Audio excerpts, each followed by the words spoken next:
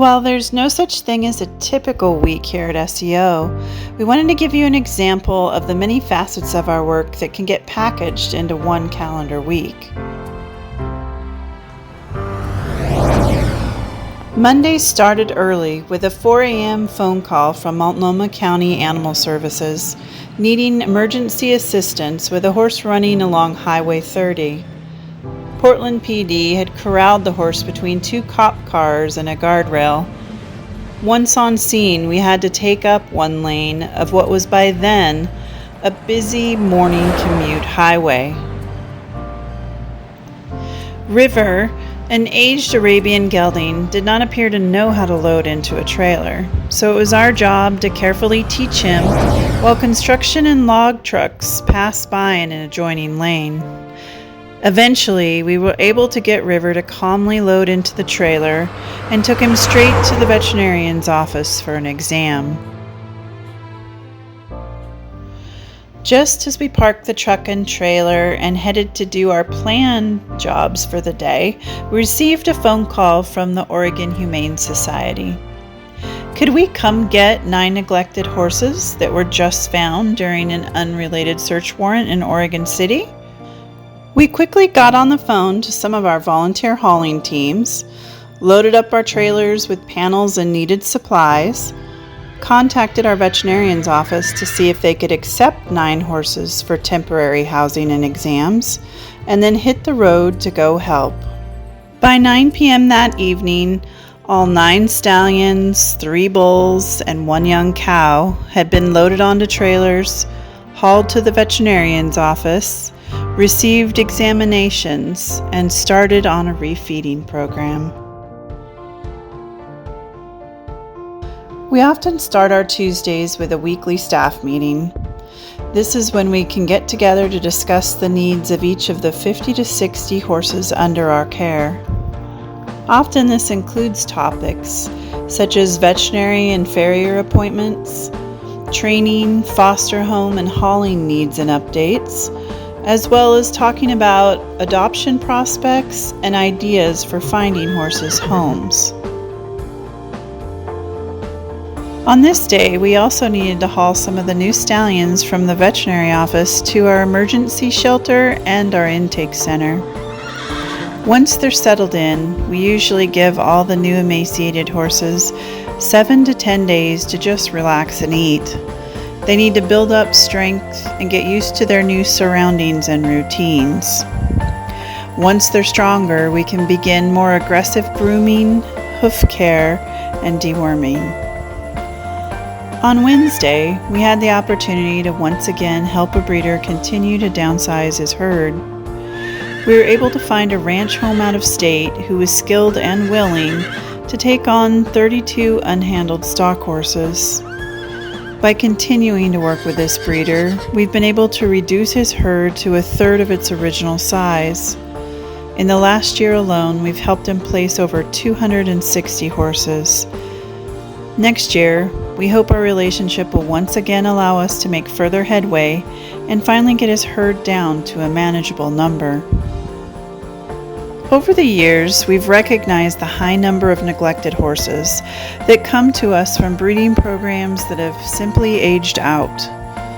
Often, as people get older, they're not able to physically, mentally, or financially run the large programs they once could. These breeders often struggle to let go of the programs they've built up over their lifetimes, even when it's past time to do so.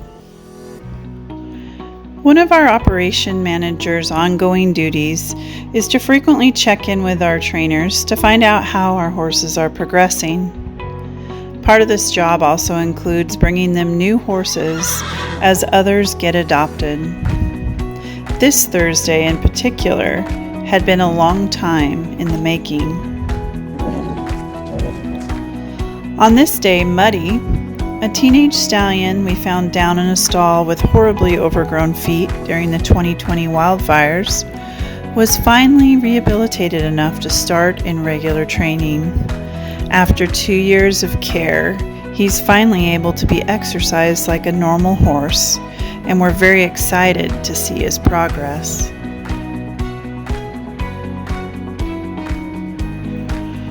Our adoption team answers inquiries about horses on a daily basis, but finding the right human-horse match is no small task.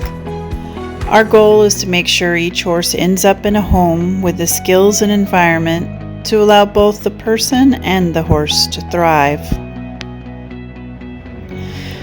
Anytime a match is found, we celebrate.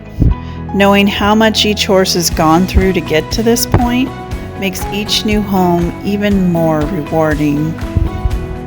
In Gizmo's case, he was abandoned, ignored, and terrified of people when Pam entered his life. After helping Clark County Animal Control safely load Gizmo, Pam knew that if he could become a more trusting horse, she wanted to be his eventual safe landing. Today, Pam signed adoption papers and took Gizmo home. A new life full of trust and relaxation has finally begun for him. One of SEO's favorite events of the year is our Lucky 7 Training Challenge and tax sale. This event allows us to highlight the great work being done by our network of trainers and helps us create public awareness about horses in our community who've been saved from vulnerable situations. It also allows us to showcase horses currently available for adoption. The tax sale is put on by a small army of dedicated volunteers who pour many hours throughout the year preparing donated tack for sale. This year, we raised enough money from the tax sale alone to save the lives of 3 horses who enter our program. Ideally, Sunday would be a day of rest, but our work continues. Planning for the future and the unscheduled needs of the horses tend to fill up any downtime. We currently have 63 horses under our care and can get a phone call at any moment that instantly changes our plans for the entire day.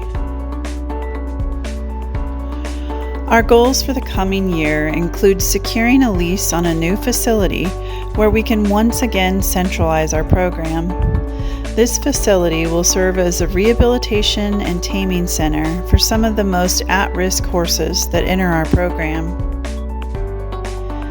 Having a centralized location will save us a tremendous amount of time that can then be directed to more hands-on care for the horses that desperately need some extra attention. We'll be better able to house stallions and large intake groups, bring horses in from foster homes to evaluate any special needs, and tame the ones that come to us untouched. One of the pieces we're most looking forward to is getting our volunteer program back into full swing. We will once again have volunteers helping with daily barn duties, horse handling, training, as well as several other new positions. We miss our volunteers.